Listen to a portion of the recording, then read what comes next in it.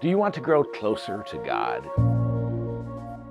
This is something that most of us want. We want to figure out how can we get from where we are just a couple of steps closer to the Lord. I'm no expert, but I've been thinking about this for 50 years. I'm 67 years old. I've been trying to do this for decades, and I'm a wreck. I feel that I keep trying to grow. I'll take 2 steps forward and then I get 1 step back. But one of the things that I've learned is that there are certain disciplines we can learn, certain steps we can take, which cause us to mature in the faith a little bit. Hi, I'm MacGregor. I wrote a book called 40 Ways to Grow Closer to God. It's got my name on it, my real name, Jerry MacGregor. There's no magic bullet. There's no, wonderful process that I created. It's just ideas for things that I've done, which I thought you might find helpful. Let me give you a couple of them. Words are something that are important to us. St. John said that in the beginning was the Word, and the Word was God. When God wanted to reach us, he sent the Word, his Son. And so I would say something to you that words are important, and the notion of giving words to people will help us to grow. So here's just a simple idea to try.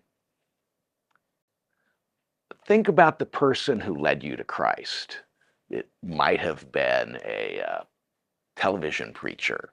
It might have been a friend. It might have been a pastor at a church somewhere. It might have been your grandma. Whoever it was, sit down and write them a letter and just share some words of what they did that was instrumental in your life. The notion of writing down words helps us to focus on what's important. It helps us to clarify our story in our minds. And just writing it down gives us that opportunity to be able to think of what's important. What are the words that are important to me?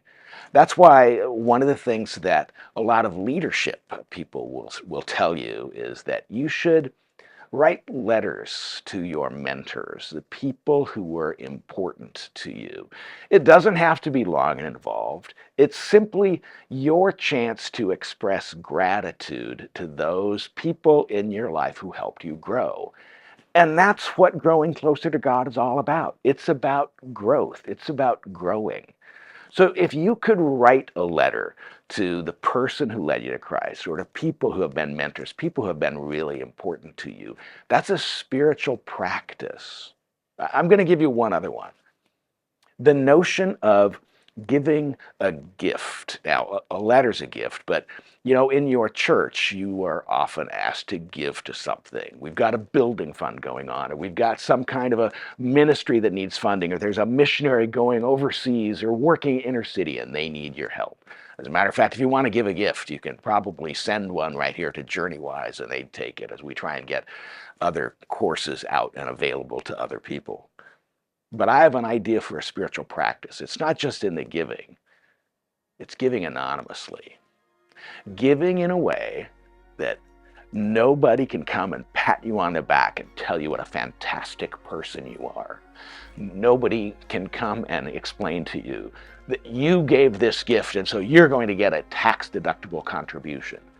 No, I'm talking about taking some money and putting it into an envelope and dropping it in a box, or dropping it off somewhere, or getting a cashier's check and dropping it off somewhere, so that you give a gift and nobody knows about it. Nobody can tell you how wonderful you are. It's just between you and God. And there's something about giving words or giving money to people, but in a way that nobody knows. You don't get to crow about it. You just know you gave this from your heart. It was your way of showing love. That's a spiritual practice. And I'm telling you, those are a couple things you can do to grow closer to God.